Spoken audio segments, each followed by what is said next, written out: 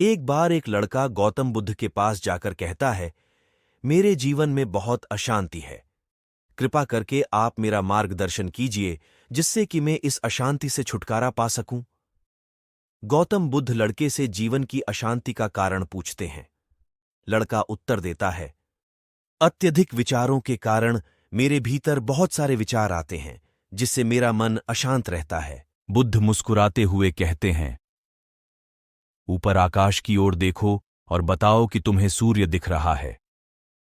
लड़का ऊपर देखता है और कहता है, धूप दिख रहा है। बुद्ध उससे पूछते हैं कि अगर तुम लगातार धूप में खड़े रहोगे तब क्या होगा?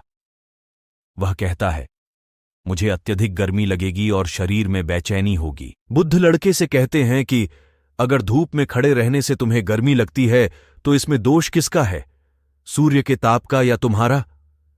लड़का कुछ सोचने के बाद कहता है, इसका जवाब आप भी बताइए। बुद्ध कहते हैं, सूर्य का काम है ताप देना और ताप का काम है गर्मी लगना। ऐसे में तो दोष तुम्हारा ही है कि तुम धूप में जाकर खड़े हुए जिससे कि तुम्हें गर्मी लगी। तुम्हें अगर शीतलता चाहिए तो तुम्हें छांव में रहना होगा। ठीक इसी तरह चंचल मन का भी स्वभाव होता है विचारों और भावनाओं को जागृत करना। विचार क्षण भर के लिए होते हैं, लेकिन विचार से पैदा हुई भावनाएं देर तक टिकी रहती हैं। लेकिन यह तुम्हें निर्णय लेना है कि तुम्हें विचार और भावनाओं के साथ चलना है या अलग दिशा बनानी है। कैसे करें मन को शांत? बुद्ध कहते हैं, मन को शांत करने के लिए तन के आयाम पर काम करना सबसे आसान तरीका है। शरीर के स्तर पर हमारी कर्मेंद्रियां और ज्ञानेंद्रियां है। कर्मेंद्रियां कर्म और ज्ञानेंद्रियां ज्ञान से जुड़ी होती है। इससे हम अपनी संवेदनशीलता को बढ़ा सकते हैं। यानी हम जो भी काम करें उसे आनंद के साथ करें। मन के आयाम से हटकर तन के आयाम पर जाने से ही तुम्हारा चित्त शांत होगा। ऐसा करने से तुम मन के आयाम से हटकर शरीर के आयाम पर आ जाओगे।